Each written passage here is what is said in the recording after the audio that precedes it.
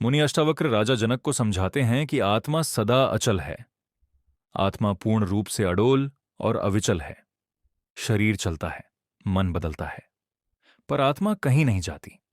जैसे आकाश में वायु, पक्षी या धूल उड़ती है लेकिन आकाश को छू नहीं सकती, वैसे ही आत्मा शरीर और मन की गति से अप्रभावित रहती है।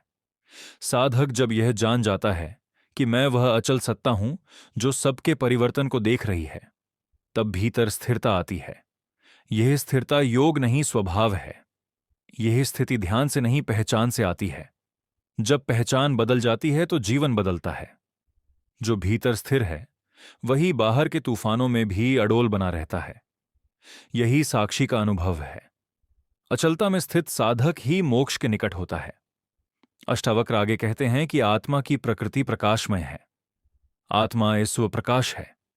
उसे प्रकाशित करने के लिए ना तो सूर्य चाहिए, ना दीपक, ना मंत्र।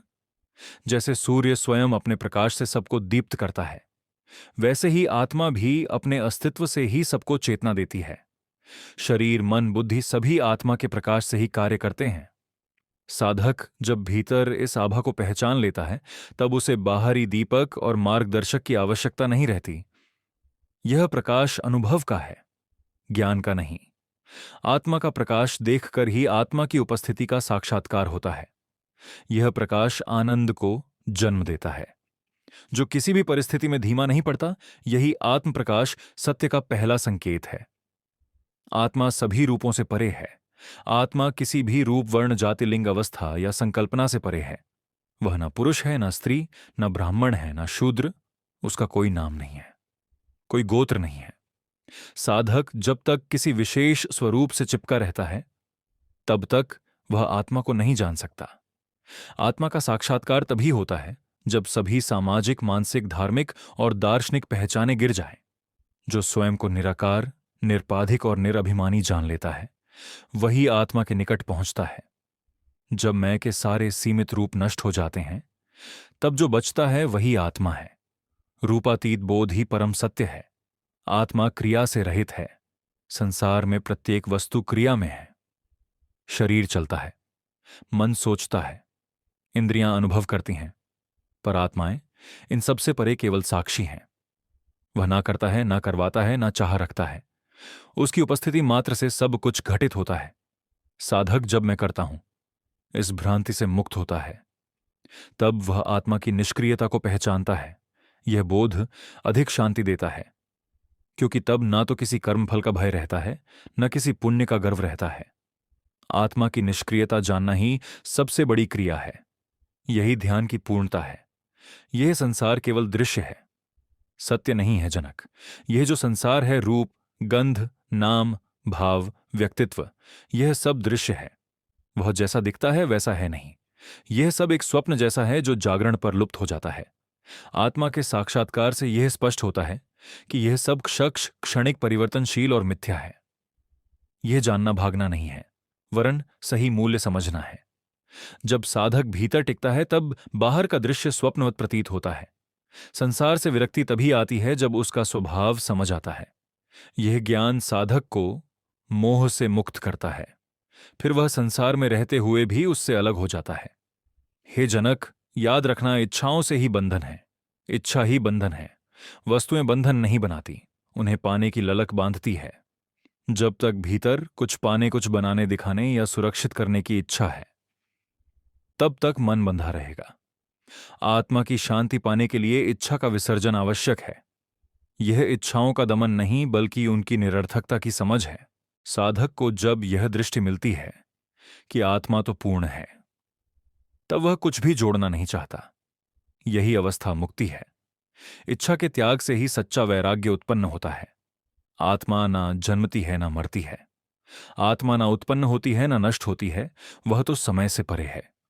शरीर बदलते हैं, नाम बदलते हैं, कर्म फल बदलते हैं, पर आत्मा ना प्रारंभ जानती है, ना ही अंत। यह जानना साधक को मृत्यु के भय से मुक्त करता है। जब वह अनुभव करता है कि मैं कभी जन्मा ही नहीं, तब उसे न किसी भविष्य का डर रहता है, न किसी भूतकाल की पीड़ा।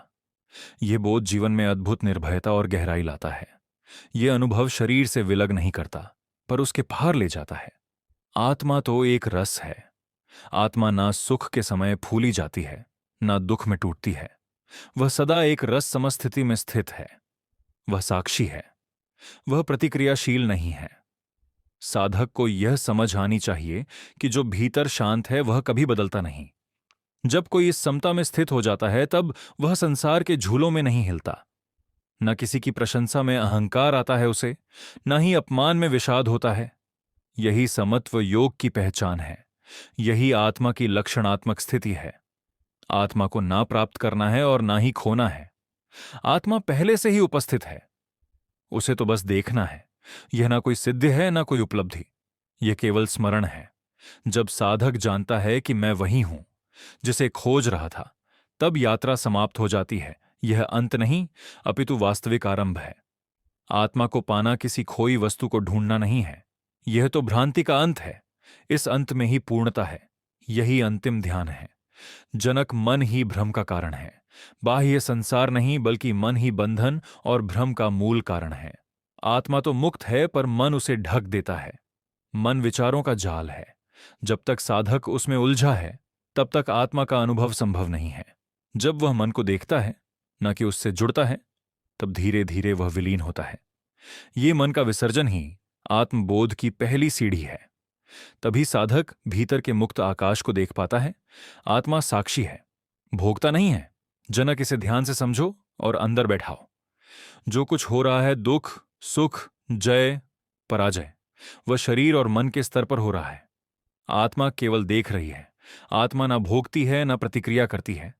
साधक जब यह जान जाता है कि मैं अनुभवी नहीं, मैं तो केवल साक्षी हूं, तब वह भावनाओं से स्वतंत्र हो जाता है।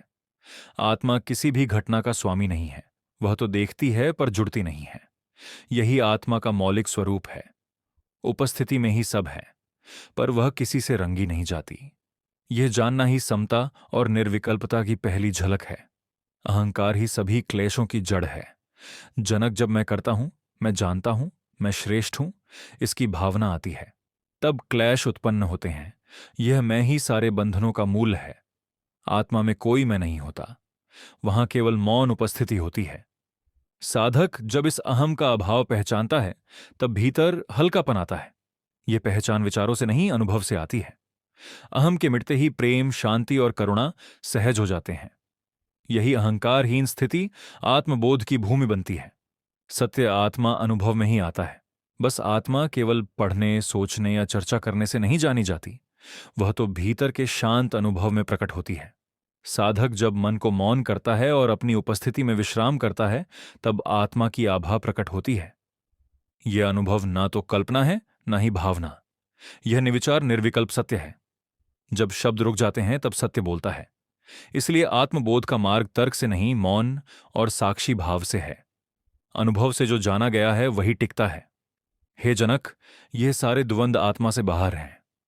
सुख, दुख, हानि, लाभ, सफलता, विफलता, ये सब आत्मा से बाहर घटने वाली स्थितियां हैं।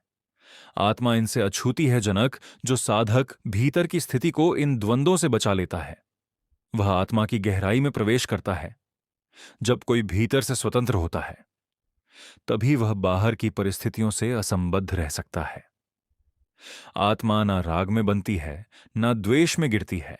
द्वंद्वों से ऊपर उठना ही आत्मा को जानने का प्रारंभ है। और जनक, याद रखना, आत्मा का कोई कर्म फल नहीं। जो आत्मा है वह ना करता है, ना भोगता, इसलिए उस पर कोई कर्म फल नहीं लगता। कर्म फल देता है केवल कर्ता को, और आत्मा कभी कर्ता ही नहीं बनती। जब साधक यह जान लेता है, तब वह कर्म से डरता नहीं, न ही उसमें फंसता है। फिर वह सहज होकर कार्य करता है, पर भीतर से निर्लिप्त रहता है। यही निष्काम कर्म का वास्तविक अर्थ है। आत्मा का यह अकर्म भाव ही मोक्ष का द्वार खोलता है, और आत्मा तो स्वयं सिद्ध है। आत्मा को सिद्ध करने की कोई आवश्यकता नहीं है। वह तो पहले से ही पूर्ण है, शुद्ध है, चैतन्य है। साधक को केवल यह भ्रांति त्यागनी होती है कि मुझे बनना है, पाना है, पहुंचना है। जैसे आकाश का कोई आधार नहीं होता, आत्मा भी किसी साधन से उत्पन्न नहीं होती।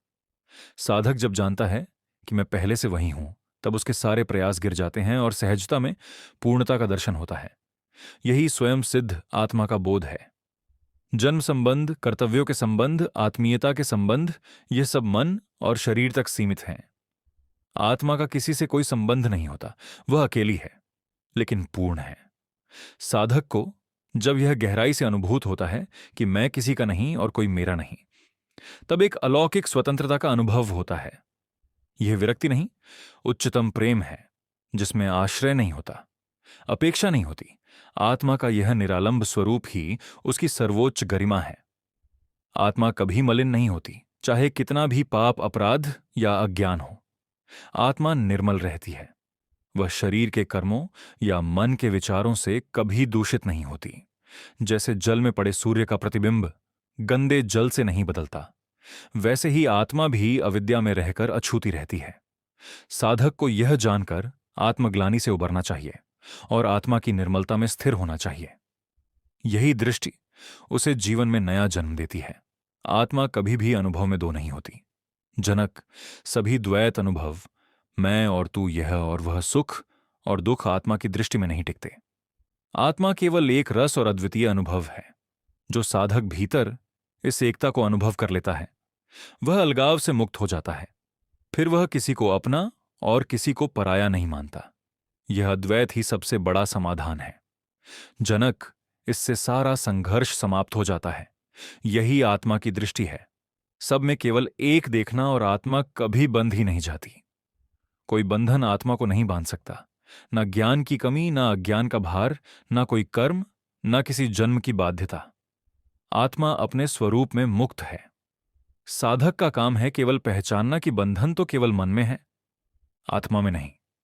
जब यह विभाजन समझ में आता है, तब बंधन टूटते हैं और सहज मुक्ति का अनुभव होता है। आत्मा की यह स्वतः मुक्ति जानकर साधक स्वतंत्रता की श्वास लेता है। जनक, यह समझना कि आत्मा का ना कोई धर्म है ना अधर्म। धर्म और अधर्म शरीर और कर्ता के लिए है। आत्मा से उनका कोई संबंध नहीं है। आत्मा ना किसी नैतिकता से बंधी है, ना किसी अनैतिकता से मलिन होती है।